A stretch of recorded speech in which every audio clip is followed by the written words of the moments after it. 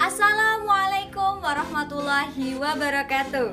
Sugeng pepanggihan malih kalian Ibu Pravita Daniswari. Pada pertemuan kali ini ing pepanggihan dinten menika Ibu badhe ngandharke tasih materi bab geguritan. Jadi masih bagian dari geguritan tapi subbab yang berbeda, yaitu carane maca geguritan. Bagaimana caranya membaca geguritan yang baik. Nah, langsung saja nggih kita ke materi nggih. Jadi, yen geguritan kuwi nek arep maca itu harus menggunakan teknik yang tepat. Nah, teknik maca geguritan sampun wonten ing layar menika. Wonten sekawan teknik, ada 4 teknik yang kita harus lakukan, yang kita harus pakai ketika kita akan membaca geguritan. Nah, ingkang sepisan kuwi wicara, nomor kalih kuwi wirama, nomor 3 wiraga, lan nomor sekawan wirasa. Nah, apa kuwi 4 W kuwi mau? Nah, sekarang kita membahas yang pertama, ya kuwi bab wicara. Wicara, berbicara, bicara, sama ya, hampir sama.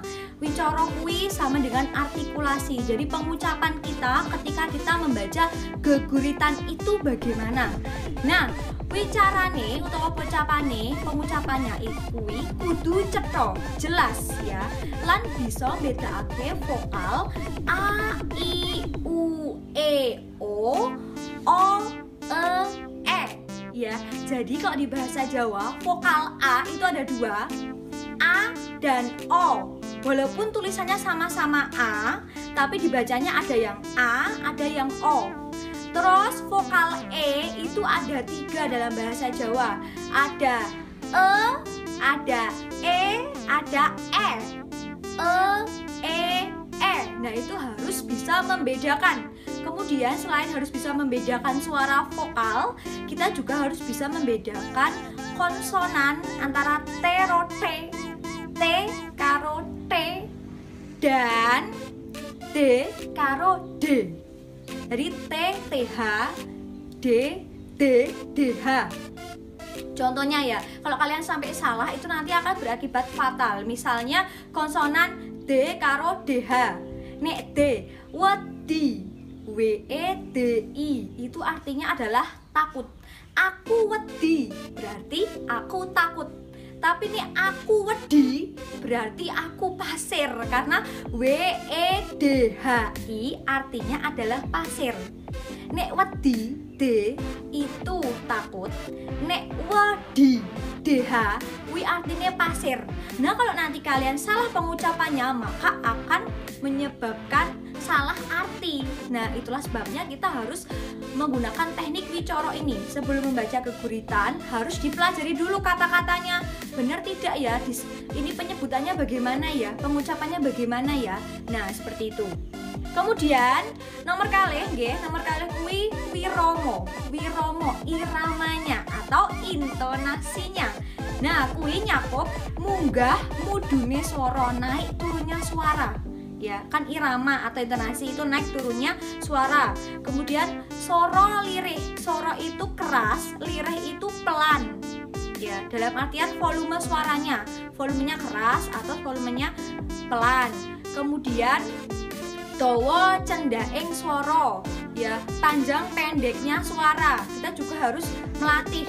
Kemudian rikat, rindek, rikat itu cepat atau banter, rindek itu pelan-pelan. Ini kecepatannya dalam membaca. Jadi kalau membaca geguritan, kuwi harus dihayati betul-betul. Wiramane harus naik turun. Jangan kecepatan, misalnya merapi, saka katuhan kowe katon gagah. Nah, itu kan disambung terus. Nah, itu berarti rikat rindike belum tepat. Tapi yang benar merapi dak sawang saka katuhan kowe katon gagah. Nah, itu seperti itu. Terus kita juga harus memperhatikan andegan atau pernapasan ya. Jadi jangan sampai ketika kita membaca geguritan kuwi ketok ngos-ngosan. Ya, misalnya merapi saka katuhan kowe katon gagah. Nah, itu kan ngap-ngapan. Ya, jadi kita harus olah pernafasan, tarik nafas dulu, keluarkan, tarik nafas dulu, keluarkan sebelum siap membaca geguritan. Terus jeda-jedanya harus jelas, dikasih jeda setiap pengucapan kata demi kata biar tidak terlihat ngos-ngosan. Kayak tadi, merapi jeda. Sliramu, jeda. Tak sawang saka kadohan, jeda dulu. Katon gagah. Nah, jadi dikasih jeda biar jelas. Oke, seperti itu guys. Selanjutnya kita menuju yang ketiga. Wiraga. Wiraga, raga itu badan. Berarti berhubungan dengan apa? Berhubungan dengan gerak badan kita ketika membacakan geguritan itu. Nah, atau di sini juga termasuk ekspresi ketika kita membaca geguritan. Nah, jadi tadi wiraga kuwi patrap, sikapnya kita, obahing awak nalika maca geguritan. Jadi harus pas, harus trep kuwi sama dengan pas. Misalnya aku nunjuk siapa? Nunjuk inilah. Aku. Nah, nek kowe berarti kan nunjuk sana. Sliramu juga nunjuk sana. Itu kan aku, kowe aja sampe kualek. Aku lan kowe. Nah, itu kan kebalik. Masa aku ke sana, kowe malah diri kita sendiri. Itu kan kebalik. Nah, seperti itu. Ya. Terus jangan sampai ketika kita baca geguritan itu terlihat lebay banget. Boleh pakai gerakan tapi jangan sampai lebay banget. Misalnya merapi. Maksudnya tak dingenekke. Cukup aja kalau misalkan kita baca Merapi kan ada di sebelah sana. Ya, kalau misalkan kita ngadepnya arah barat, ini ibu ngadepnya arah barat. Merapi itu ada di sebelah sana. Berarti boleh gini. Merapi. Soko kadoan, sliramu tak sawang katon gagah. Nah gitu, gak usah Merapi. Nah, itu kan alay ya, agak lebay. Nah, harus pas meskipun harus ekspresif, tapi ekspresifnya yang pas begitu. Kemudian yang nomor 4 kuwi wiroso. Rosone awak dhewe ketika baca geguritan atau penghayatan. Nah, ini kanggo bedake isine geguritan. Kuwi ki sedih, opo seneng, atau semangat, atau lagi nesu. Nah, itu harus kita perhatikan di bagian wiroso ini. Jangan sampai ketika sedih kok malah guyu-guyu. Misalnya yo, kalau wingi simbahku sedo. Lah ini kan simbahku sedo itu simbahku meninggal artinya. Masa simbahnya meninggal tapi ekspresinya guyu-guyu? Nah, harusnya kan kalau wingi simbahku sedo. Rasane aku kelangan simbahku. Gitu loh, sedih ya. Jangan kalau wingi simbahku ki sedo. Aku ki kelangan tapi kok bahagia. Loh, simbahnya meninggal kok malah bahagia. Nah, itu salah. Nah, kemudian kalau geguritannya itu isinya semangat, ya semangat. Harus kelihatan menggebu-gebu. Semangat. Nah, kalau nak nesu ya nesu tenan. Hei, kowe cah nakal. Wingi kowe nyolong tanduranku yo. Nah, itu nesu. Jangan kowe cah nakal, kowe wingi nak nyolong tanduranku yo. Nah, itu kan kurang pas ya. Tapi kalau nesu kowe mandek kok dhisik. Nah, itu kan nesu, kelihatan nesunya, marahnya, tatapannya yang tajam. Nah, itu seperti itu untuk yang teknik 4W itu tadi. Untuk selanjutnya, ini masih ada bab kang kudu digatekake nalika maca geguritan. Jadi ada bab yang harus kita perhatikan selain yang teknik 4W itu ketika kita mau baca geguritan. Ada 3 nggih. Nomor setunggal kuwi kudu gagapi karepe geguritan. Gagapi itu mencari tahu atau menggali isinya geguritan. Jadi kita tafsirkan dulu isinya apa. Kalau sudah tahu isinya, maka nanti kita ketika membaca itu jadi tahu isinya. Kalau isinya misalnya sedih, ya berarti nanti kita harus bersikap seolah-olah kita sedih gitu.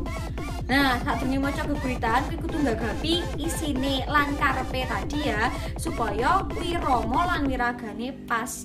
Kalau sedih ya berarti rada lirih ngomongnya. Nah, wiragane ya biasa aja, jangan yo ngene.